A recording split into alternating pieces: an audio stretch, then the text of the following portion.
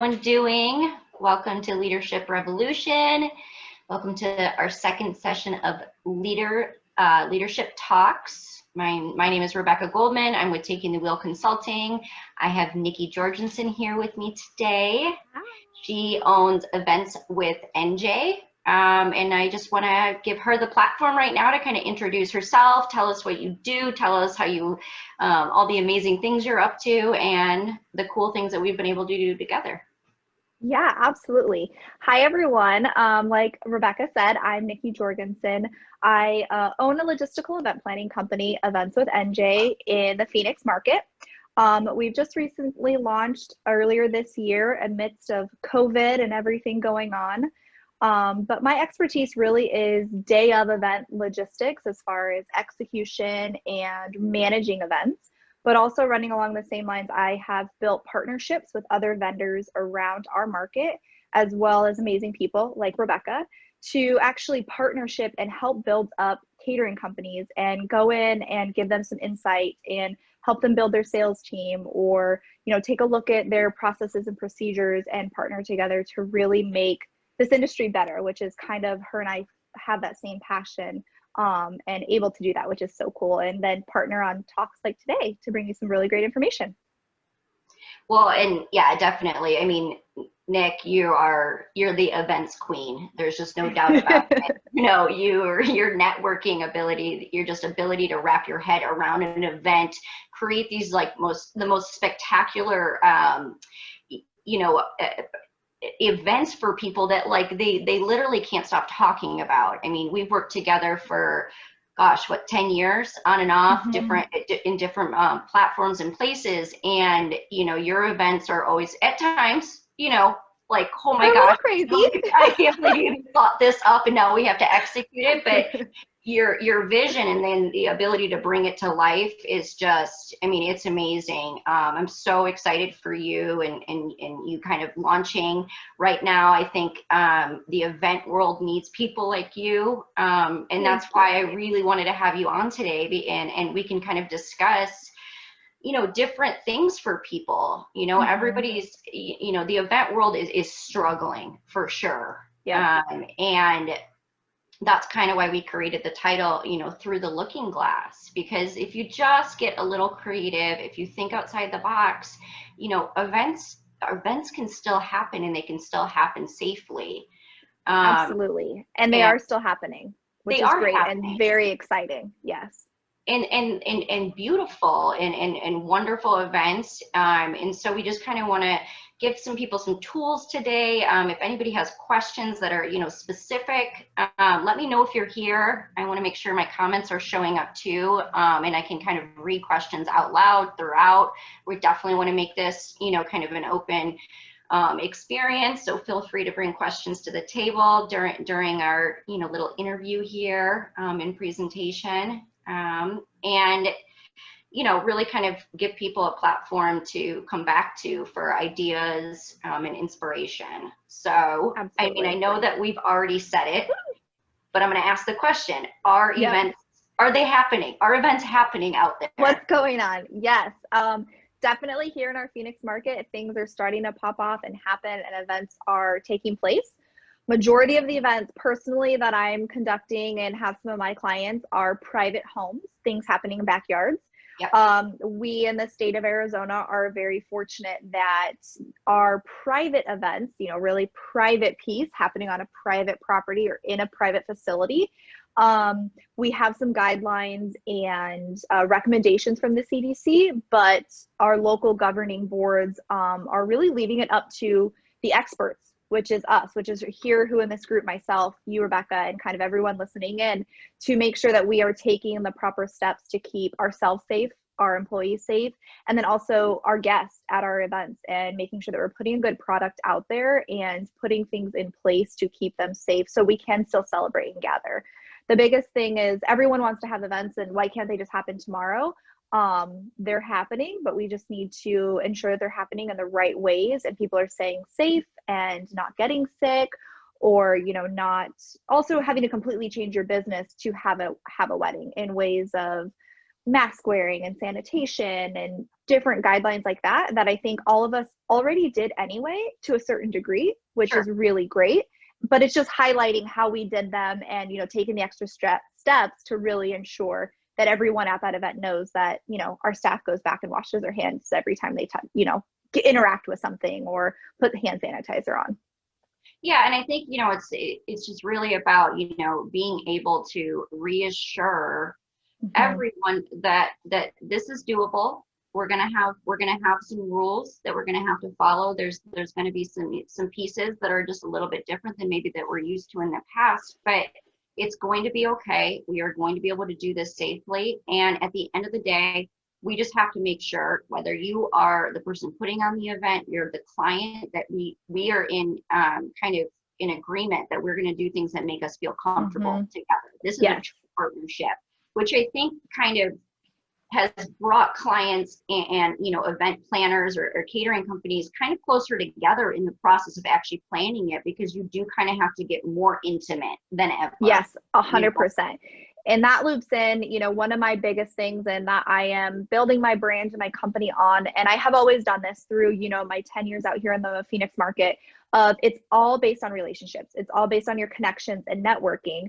And if anything, COVID has taught us in this market with event planning and private chef catering and restaurants who do off premise, you need to have your other vendors on your side. You all need to have each other's back and looking out for each other and building and strengthening those relationships and working with really great qualified other vendors, because that's how we're all going to be successful, is everyone working together.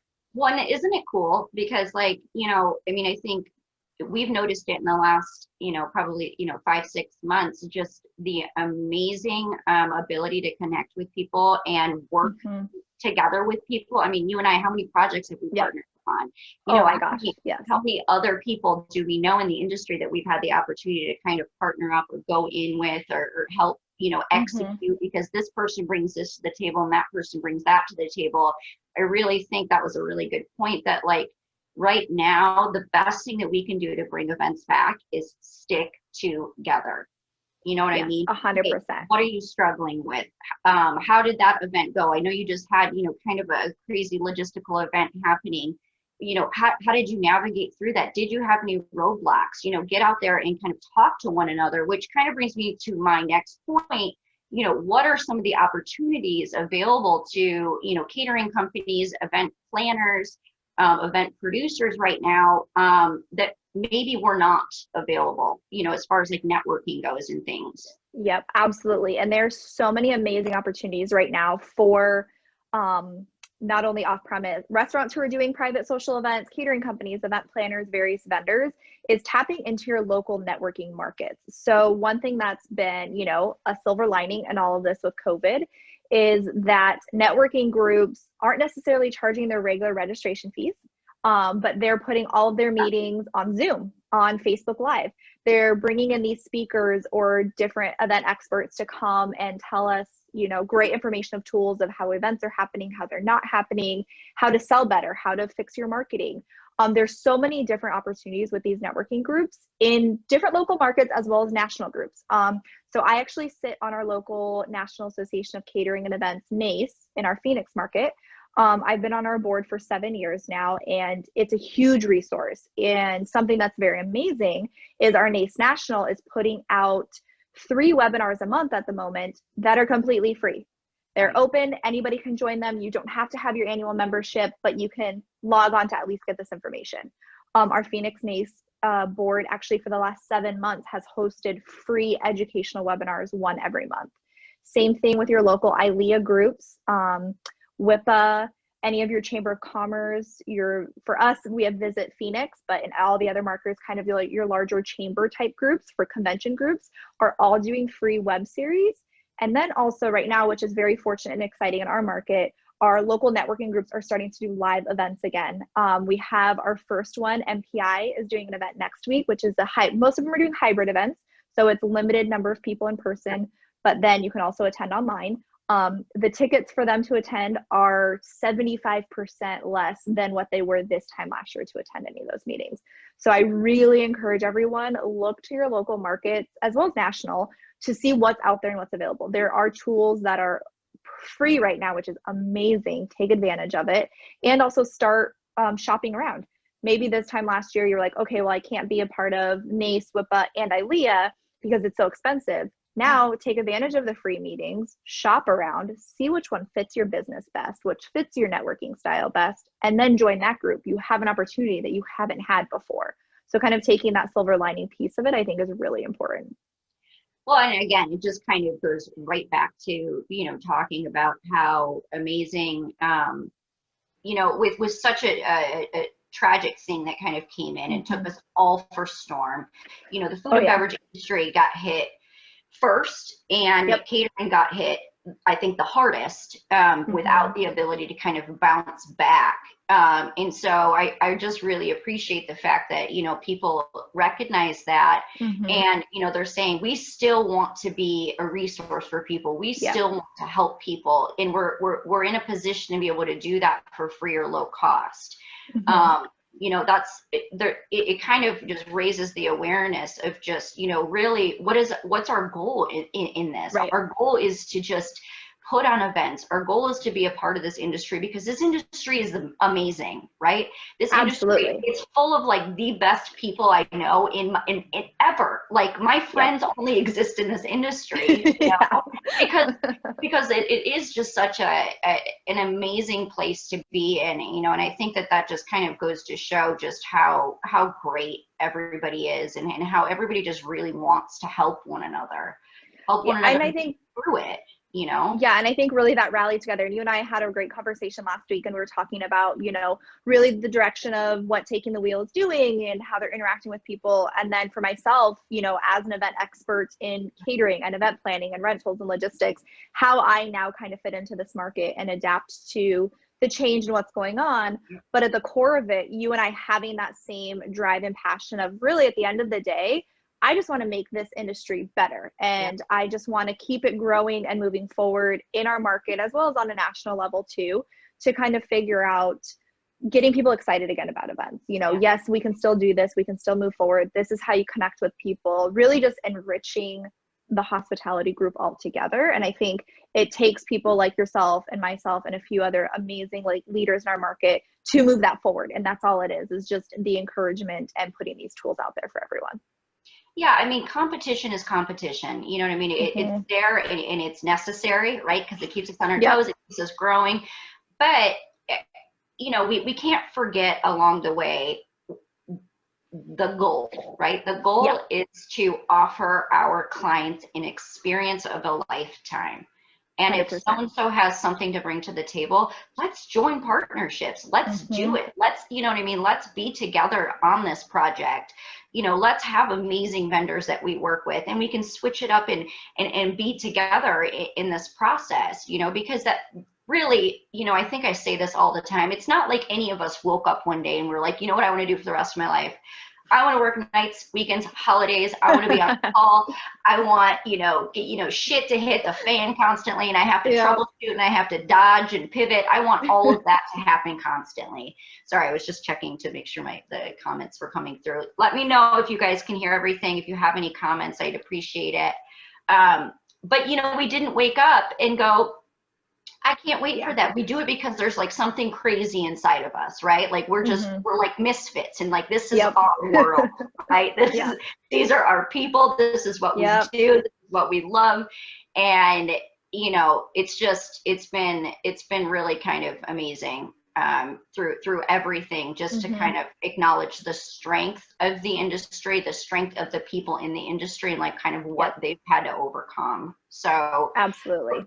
For you, like selling and booking events, like what right now has been kind of your biggest struggles during this time? During this time. Yeah, I think the biggest thing right now is as events are starting to happen, people are interested in like, oh, okay, I can have an event. I saw so-and-so post on their social media page or say like, ooh, they did an event this weekend. Okay, great. So I'm getting some calls, not a ton, but calls are definitely coming in, and clients are interested and they want to start booking. But then you get down the process and you're like, okay, this is contracting. We'll start to get some of these things in place. The biggest question is like, okay, what happens if, my dad gets sick 2 weeks before? What happens if the state closes down again? There's that hesitation of, there's the excitement and they want to plan the event.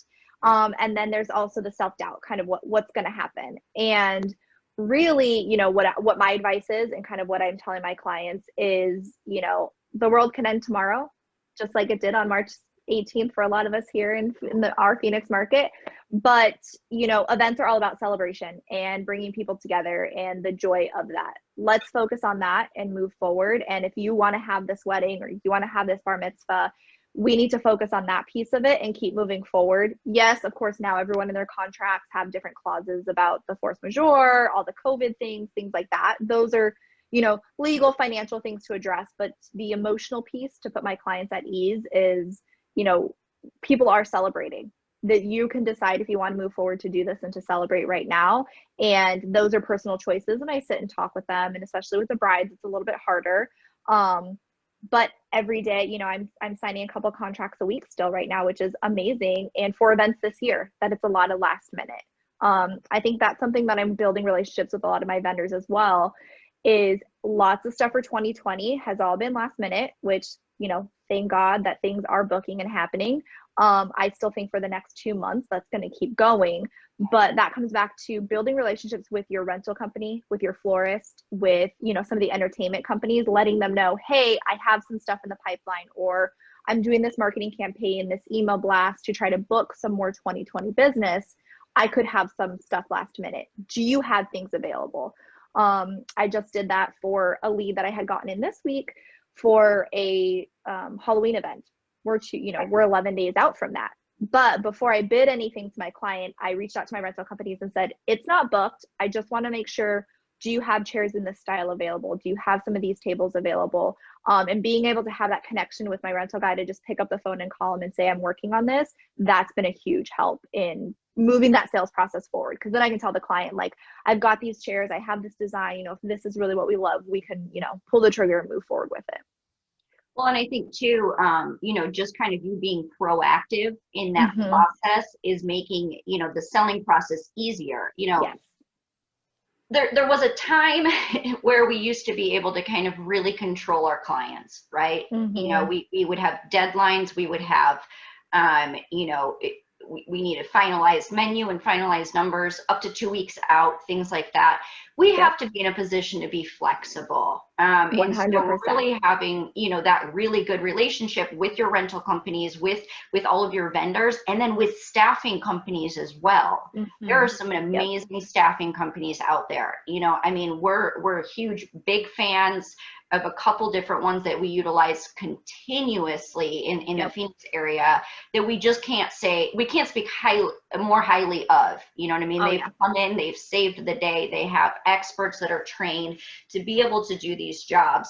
So, just knowing that it's okay to be flexible, there are resources out there, numbers could change on a dime. It's just what's going to happen, an event might start off at, 80 people, and then people are like, I can't be around 80 people. I don't even, and so it has to drop down. Is it outside? Is it inside? Things like that could change in a second.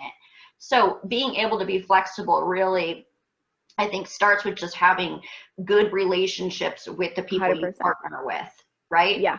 That's absolutely. Yeah. It's building those relationships with those vendors and those partners, and coming back to it, we're all in this to make money, things like that. But the foundation of building that relationship with your rental company. I had this last weekend. We were 3 days out from the wedding. It was only 22 people, and we lost 2 people. Then the day before, last minute, the grandma decided not to come, and the bride was devastated that she wasn't going to be there. But then at the same time, she's already paid for the food. She's already paid for, custom chargers and all these different things. I was able to go to my vendors. There was about 6 different ones, and let them know, here's the situation. We're down this number of people. Is there anything that you can do for us?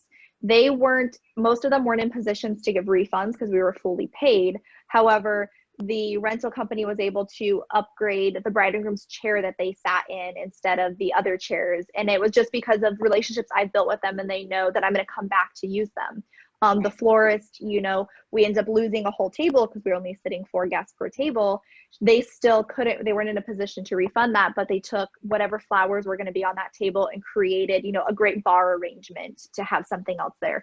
So it's, again, building those good relationships with your vendors goes a long way in navigating all these different pieces. Then also the client felt indebted to me that I went out and she knew going into it, you know, we don't have these people, we know we've already paid, but I was like, let me see what I can do. And I didn't get them any money back, but I still was able to enhance their event just that little bit more. And they wrote an amazing review. I got a letter from both the parents of the bride and groom, you know, and that's why we do what we do, to get that type of feedback and that praise and that, you know, feel good feeling of that. And again, just coming back to building those great relationships with your vendors. Well, and then, you know, it just kind of goes right back to, you know, what we were saying. We're doing this because we love giving people an experience. We just do, right? So let's give them the experience that they deserve right now, you know, with all these parameters and things like that. You know, it's just those little things are what are going to make people go, okay, I can throw an event. Okay, I can do this. But, you know, let's go back to just like the safety portion of everything. You know, now we have also had to become, you know, CDC experts, apparently. Right? So what kinds of things have you had to put in place that maybe other people haven't thought about? You know, is it hard to control people? What are your feelings on that? What are some of the questions you're getting, and how have you kind of, you know, handled that? Absolutely. So when a lot of this started back in June as well, and I had a few of my brides secure some services and things in June, and they're not having their dates until November. You know, from June until now, especially in our Phoenix market, what's been required, what people are allowed to do and not do has changed drastically. So even though we're planning for November, which now isn't that far away, we've had to totally rethink something. So I think that's something to take a step back as well, that slowly some bookings have been coming in for different rental companies, catering companies, at the restaurants, for planners. Make sure you're staying up to date what's allowed in your market when the event's actually going to happen. So some things are going to change.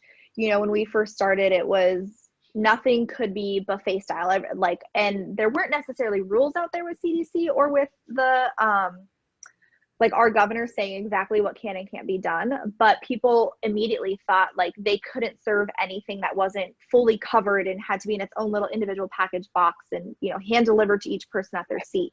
So a lot of my clients thought that, and I'm like, well, no, you know, that's one of the recommendations. It's not a guideline and it's not a rule, but there's safe ways to do it. You know, anytime you have a station, it's manned. There's a server there. There's typically now a lot of vendors are deciding to do kind of that shield or that like plexiglass in front of them. In our market, it's not necessarily required. However, my clients feel more comfortable selecting a caterer who does that. So that's something to think about.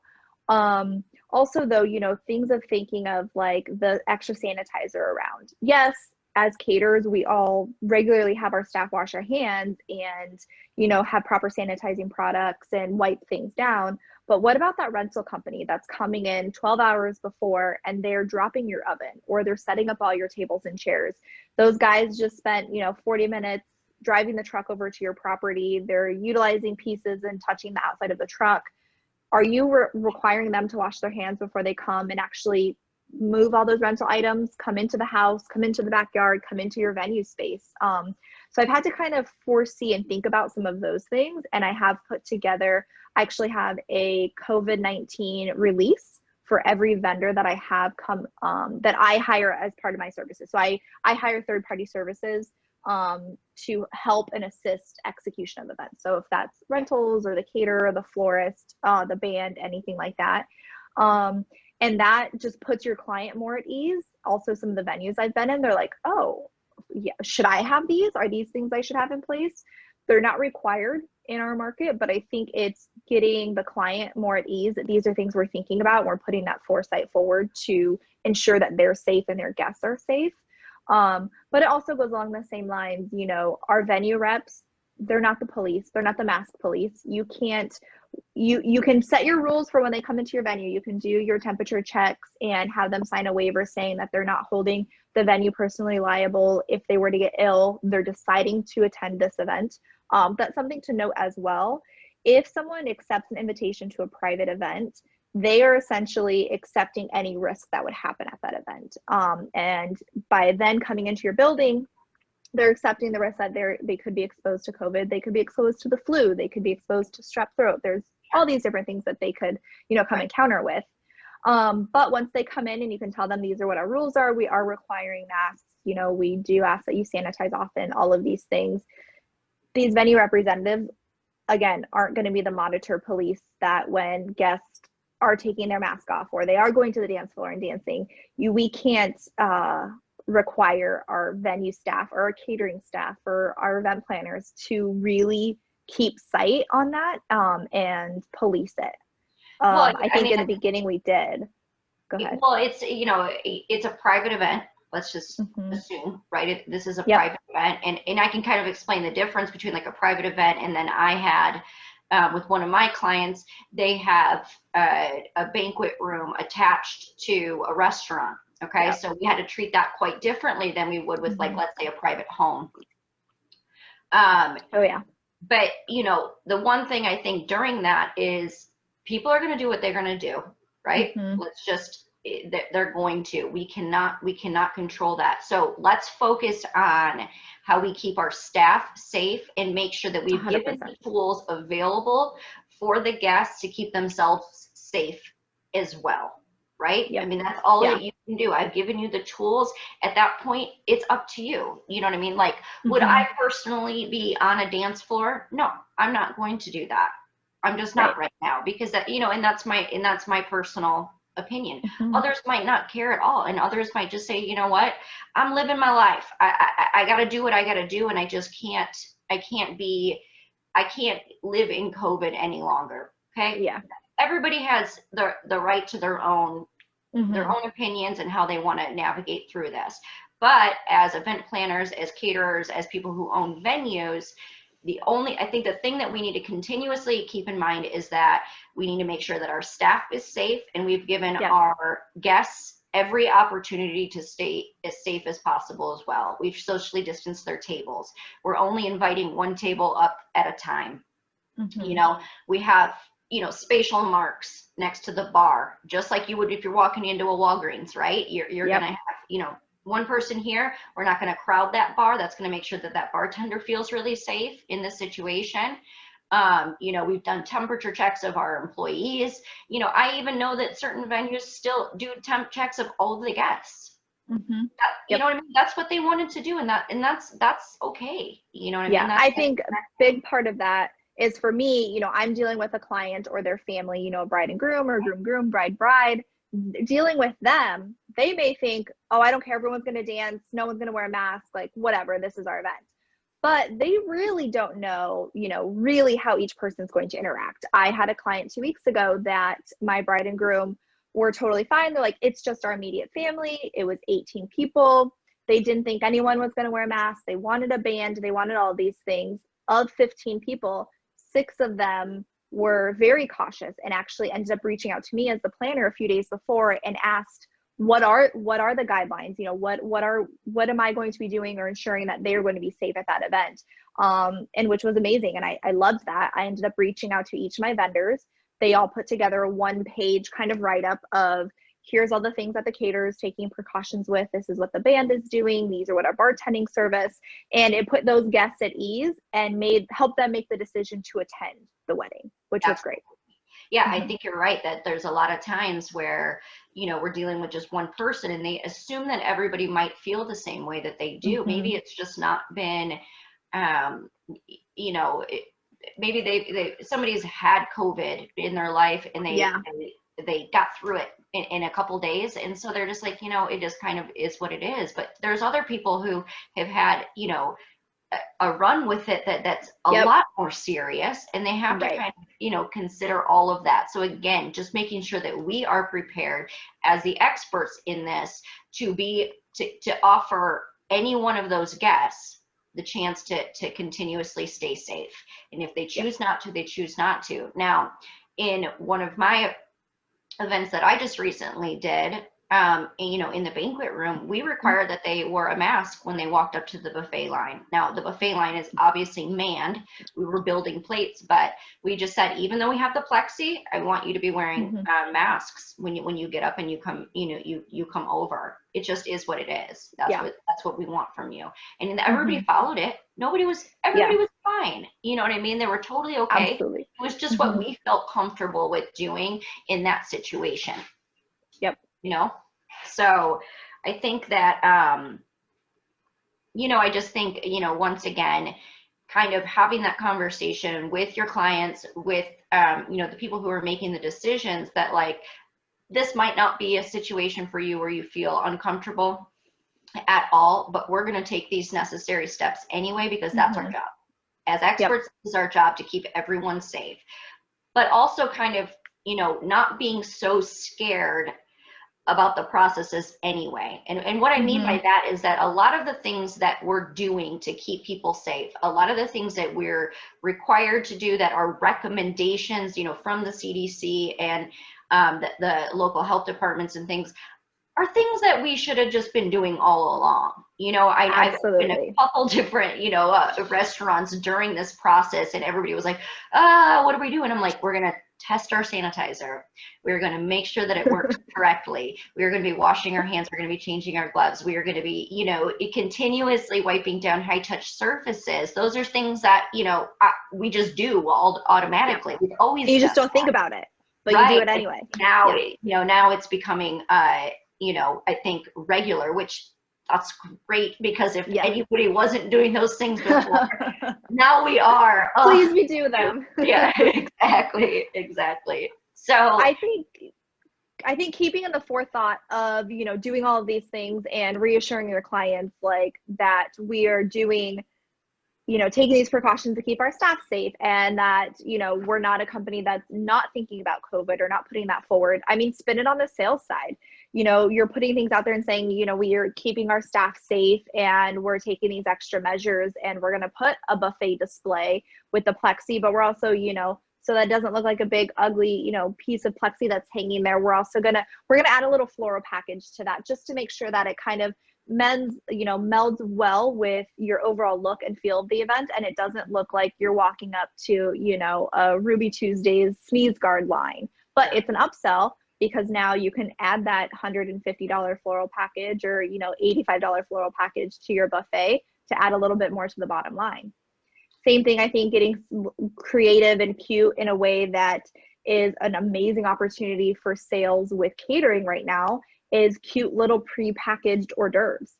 There's so many vendors that are coming out with cute little bento boxes, or, different plate with section plates that has a great little lid on them. And everyone's loving this new way of like, oh, I get this little kit. Cause one of the feedback things for hand-passed hors d'oeuvres at a wedding, I'd always get this comment mostly from the groom's dad. Well, how do I know like where the person's coming out so I can get my food? Like, I don't want to be last, and I don't want to get missed. What if we miss guests? I need to be fed. How will I be fed? Yeah. Where's that server coming out? We always used to get the guests that would bombard that server coming out, and they never get to the other side of the ballroom. Well, now here's an amazing opportunity that we're doing individual, cute, packaged little hors d'oeuvre boxes with 3 to 4 different hors d'oeuvres, and each guest is getting them. Hey, it's an upsell. It's the same amount of food, actually less, because you're controlling it way more what's coming out of that kitchen, helping with your bottom line. And now you can upcharge it, because it's going to take an extra server to bring it out. It's going to cost them a little bit more for the box, but selling it away to your client that we're doing this to keep you safe, to keep our staff safe, so that our servers aren't walking amongst all 50 to 60 guests, that they're doing these different things. I think that's changing the mentality of how it's working for you and your business and how it can help your bottom line. But with the hors d'oeuvres right now, that's the biggest thing. Oh, absolutely. And, I used to, every single time we would have to put together like this huge charcuterie display with all of these beautiful cheeses and these expensive meats and the whole 9 yards, and, house-made pickled this and jams. There were so many times you're cleaning it up at the end of the night, you're going through, you're breaking it down, and all of it's going in the garbage. And you're talking. Yeah, it looks amazing and people love it, but it really isn't getting consumed. And it's like, oh my gosh, we spent 2 hours building this huge noshing station. Right. And it's, most people are also, I think a lot of guests are intimidated to pick at it or figure what they can get from it. Absolutely. But now the individualized charcuterie boards are amazing. It's and it's so, it's saving you money. It's literally saving you so much money, because you can charge more for something that you're, for less product going out the door. I mean, how many years was I like, sell small plates, sell small plates, sell small plates. You know what I mean? Small plates are where it's at. Small plates or even a plated event. And the reason is that it's portioned. There's 50 people. I need 55 portions of everything. That's it. It just is what it is. It's not the all you can eat buffet. Trying to explain to a guest that this is not the all you can eat buffet when you're selling a buffet is a lot harder. Yeah. But you sell that, that plated version of something, it's elevated. You can make it look prettier. You can charge more for it, and you're giving your guests an elevated experience. So do you feel like, though, with that being said, are budgets available for this kind of, this style of service? And, is it available because we're limiting the amount of guests? Does that make sense? Yes. Yeah, okay. That totally makes sense. And my experience right now, kind of what I'm dealing with and different clients I'm working with, especially in the wedding market, corporate, it's a whole another animal and a separate thing, but weddings are something that you're saving for. As a bride or a groom, you're putting a certain money aside for this event. Moms and dads put a certain amount aside to assist, or as an individual, they're putting money towards it. That amount of money doesn't change just because COVID hit and now I can't have 120 people, I'm limited to 30. That money is still sitting there. Maybe I think it comes into a way of a sales tactic and a sales tool of how explaining it to your client or having the conversation that they can still have these great experiences. It's going to cost them a little bit more, but how do we do that? 100%. I mean, all of my clients now, especially the weddings that I've done in the last few weeks and a few that I have upcoming, their budgets are the same. They were all based on 150, 175 guests, and all of them are less than 40 people at this point, and they still have that money set aside. So we're upgrading the DJ and we're adding a nicer piece of beef on that plate. And instead of 5 dinner stations, we're doing a 5-course small plate dinner, which means, there's extra plates, there's extra flatware. We're going to need some extra labor, but the money's there because in a wedding, unlike corporate, that money is already set aside. And a lot of people still want that big celebration. So how do you have that? And how do you convey that on a smaller scale of number of guests, but keeping that same budget? It's available. It's there. You just need to use the right sales tools and tactics to talk with people about it, for sure. You know what I think is kind of interesting too, and I know you've noticed this, and I'm noticing it too with like my clients and especially, the ones that do events, is that, so much of the business that's coming their way from the event and is kind of last minute. A lot, which I'm just going to say it. I'd rather put together a last minute event a lot of the times because 100%. There's no time to change our minds. We don't need to go through 17 tastings. Half of them don't care. We literally last week had a groom walk in on a Wednesday and said, I want to get married here on Friday. Perfect. Like, I don't care. You know what I mean? Whatever you want to, whatever you can do is great. We're totally fine. Nicest group of people, so respectful, so appreciative, and just out of the blue, didn't what I mean? They just weren't so bogged down by every last little detail. They really just kind of relied on us to be the expert. There wasn't time to overthink the process, because that's what happens, especially in like the wedding world, is that you could be anywhere from 8 months to 18 months out. Right? And so that's a long time to sit there on Pinterest every single day and change your colors 45 times. And, you know how it goes. 100%. And so many different decisions and things like that. And that's one thing I think on the planning side, again, a silver lining with all this COVID stuff, that planning is so much shorter and people are having to make decisions faster, but is a great tool in my market that I'm the expert in this. I'm telling you, I am keeping up to date on, again, with all these different networking groups, being on these webinars, learning what's allowed in our market, what our vendors, what vendors are being safe, what their precautions are. So when I do get a call that they want to get married in a few weeks, or they want to, have a cocktail party here, yes, this is what you're allowed to do. This is what you can do. This is what you can't do. These are what other vendors are doing. Here's how we're going to plan your event. I think that's a huge tool in our market at this point of being that expert that everyone in this group, yourself, myself, everyone who's here, you know, you're in this group and learning and getting these tools for a reason. Be confident in yourself that you are that expert in what you're doing. And that's going to, you know, relay so highly to the client at the end game, and help you book that deal and close that event and move on to the next one and secure, you know, get everything in line. You need to be confident in yourself when someone calls and says, am I allowed to have an event? Like, what's going on? I saw my neighbor had something, like, can I have something in my yard? And it's, yeah, absolutely. We 100% can, you know, socially gather and do these things. We're just going to do it in a smart way. Here, I've actually, you know, sat on a webinar this week, and this is what we're doing. And this is, you know, what DJs in our market are doing, and be that expert. It's going to put your client at ease and also get them indebted to you right off the bat to ready to book with you and move forward. Well, and I think, you know, for those who, you know, maybe are not super comfortable yet at having that conversation, you know, it is always okay. And, you know, correct me if I'm wrong, but it is always okay to say it like this.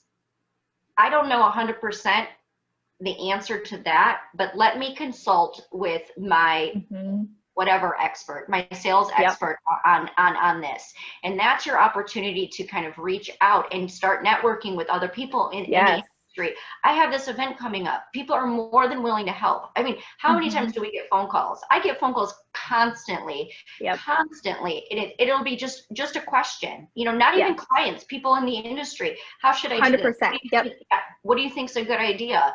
I don't know. And then it'll be like, I don't know. Let me call Nikki real quick. I don't know. Let me call Marissa. I'm not sure. Let me call this person and this person, and we're going to figure it out. You know what I mean? Let me call Ashley. She probably will know the answer to this, right? I mean, that's just what we kind of all do with each other in our businesses, because if I don't know the answer, I know one of you knows the answer, and you're more than willing to share your knowledge, you know. And 100%. That goes a really long way too, is don't say something if you don't know it. You know what I mean? Don't promise something you're not sure on. Yeah. So yeah, don't overpromise and don't promise if you don't know it. But at the same time, that comes back to where we started this whole conversation. It's building those other relationships. It's not with just the vendors you use, but also other event planners. I mean, right now there are planners that we're having open conversations like, okay, what are your clients doing? What are your, you know, you went to this venue and you had this experience this weekend. You know, I went a week ago and I had this, what's happening, what's going on? I think being confident in finding out the answer is way better than saying, oh, I'm just not sure. Me as a consumer, if I had called someone and they said that, I'd be like, okay, well, are you going to find out? Do you know, versus saying, actually, you know what, right now I'm unsure on that question, but I have a few people, let me call a couple of my vendors or a couple of, you know, my industry friends, let me talk with them and let me get back to you on that. But I'll find out the answer, you know, kind of what everyone's doing. You know, I don't necessarily come from the restaurant world. All of my experience and things like that have been in off-premise catering, but I had a call last week from one of a big restaurant group actually here in the Valley. And he had just seen something I posted on Instagram that I had done an event. And so he called and introduced himself. He's like, I don't know, you know, we've never really crossed paths before. And I knew of him, didn't really know too much about him. And he's like, you seem like you're doing events. Can I ask you a few questions? And he's like, I don't want to take up 10 of your time, but was asking about dance floors and games in a restaurant. And I said, you know, I don't know 100% about this. Here's what's happening in private events, but let me make a few phone calls and I'll get back to you. And I did. We got off the phone. I called 2 other, you know, friends in different restaurants, what they're doing, what's going on. I called him back. And then within the last 3 days, he sent me 2 wedding leads just because I took 5 minutes to answer a phone call from him, which I didn't know the answers to his questions, but I was like, you know, I don't know that. Maybe I should. Let me make a few calls.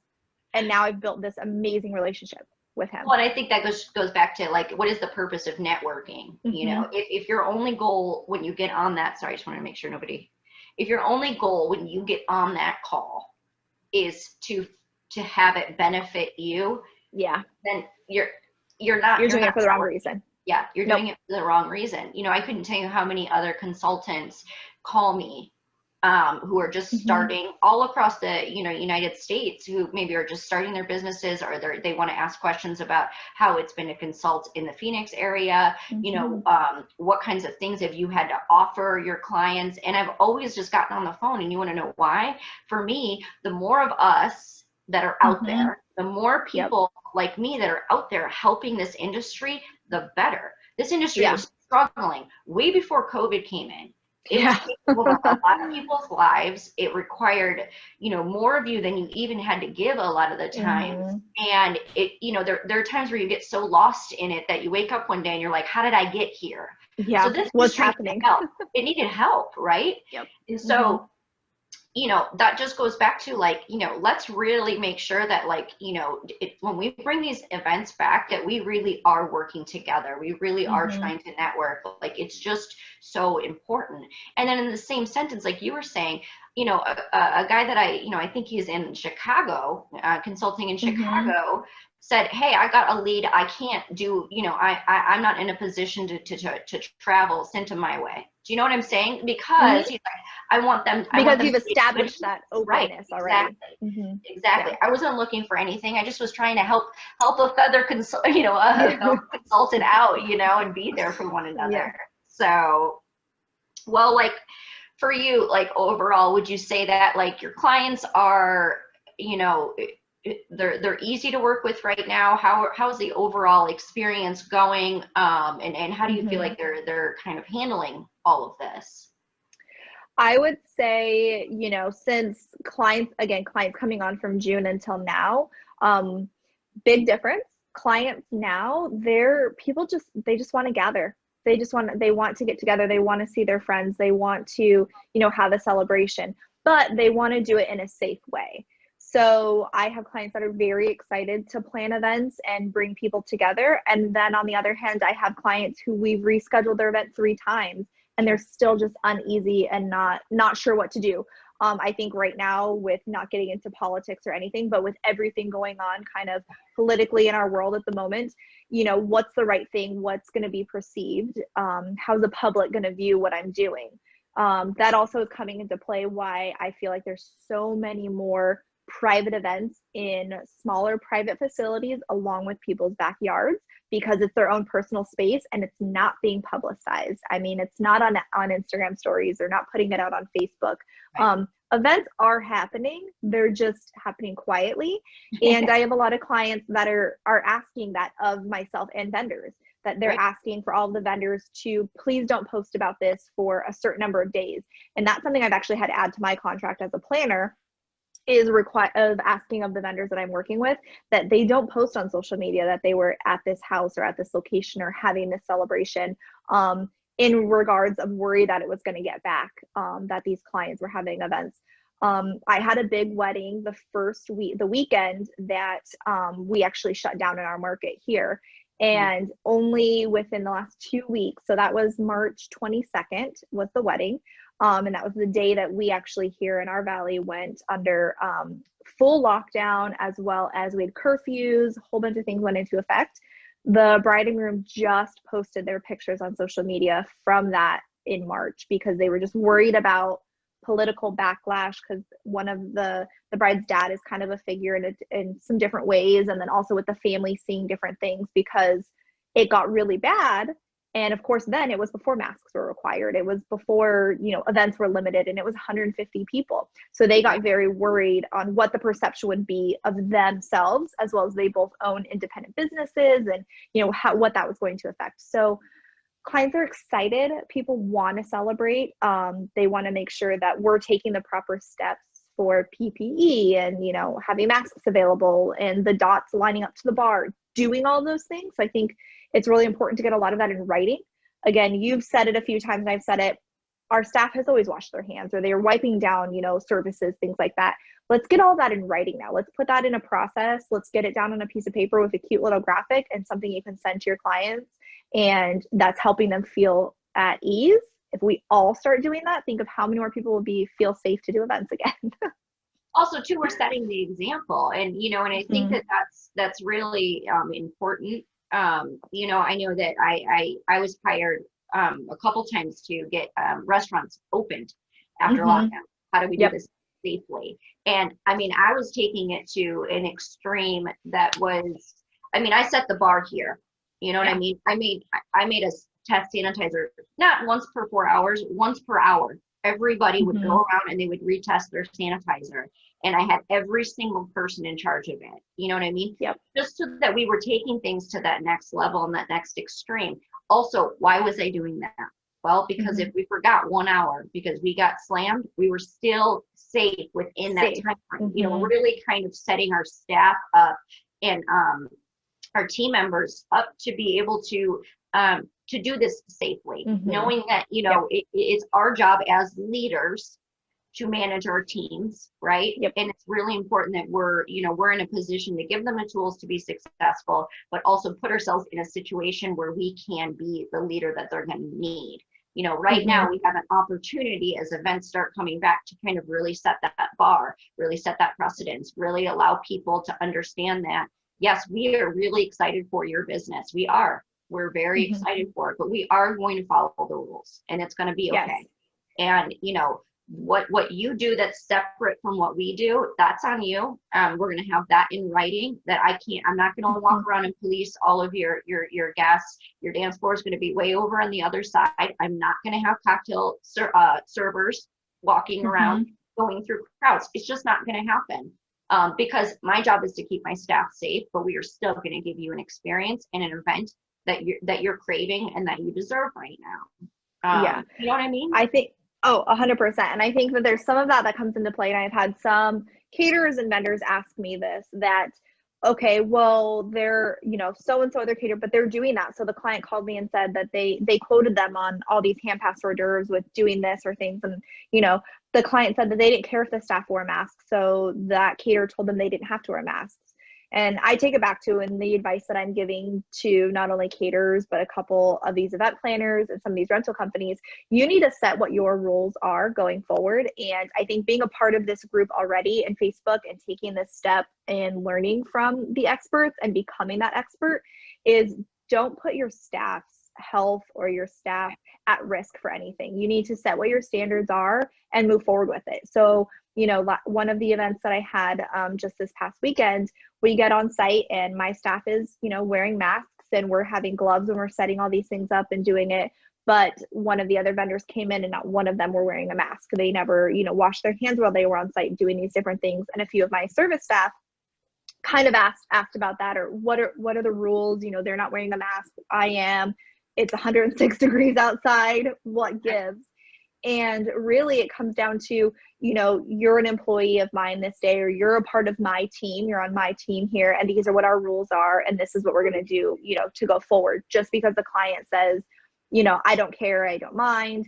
Sure. It's a decision as a leader and as an event expert moving forward that we're taking these precautions so that events continue to happen. You know, don't think about just that one event that you, of course, want to book this event, you know, get this lead, close the deal, get the money into your business. We know every business is hurting right now, but don't do it at the cost of the future of your business or for your goals or your morals of your business. Don't put your staff at risk. It's, you know, that the money is never going to be worth it. It's just not. It's not. No. And there are so many ways that you can, you know, you can be really, really safe.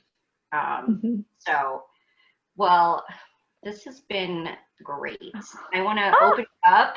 Ellery commented. She said that she's asked us for so many answers and we're stronger together. We love you, Ellery. You're amazing. Yes, love you, Elle. What about questions from anybody? Anything that they kind of want to bring up, touch on? Feel free to answer them. I think, you know, there might be a little bit of a lag. So we'll wait just a second here. I'm also going to bring up my next leadership talks is going to be with Marissa Delgado. She's with AZ Homegrown Experience. We're going to be talking about accountability and management. You know, really, how do we rebuild these teams? We've all lost a lot of our team members. We're going to kind of talk to you guys about how to rebuild, restaff, and kind of build rock stars quickly, and what's worked for us in the past and what has to work for us currently in these times. So I'm really excited to have her on. That's going to be on October 27th at 2 p.m. I'm switching it to a Tuesday just because I have a big client meeting on that Wednesday. I might have to kind of be switching back and forth between Tuesdays and Wednesdays. But yeah, that'll be on October 27th. I'm really excited. I don't see any questions coming through. So hopefully we answered them all. Yes. We had all the right answers ahead of We time. had all the right answers. I'm sure as more people kind of catch up and are able to watch this later, we'll have some questions come through and we'll be able to kind of answer on them. But again, I just Absolutely. really appreciate you coming on today. I Thank so you. appreciate all your knowledge, and it's been so fun getting to work with you on all these different projects. I'm loving it. I'm loving the ability to be able to work with all of the ladies. So oh yeah, it's been this great. has been awesome. Thanks for having me, and super excited. And yeah, if anybody has any questions after this post, just please put them in the comments and we'll definitely jump in and answer what we can. Again, build those relationships with your vendors and make those connections. Get out there and do it. Events are happening. We are bringing them back. Yes. All right. Cheers to everyone. Bye.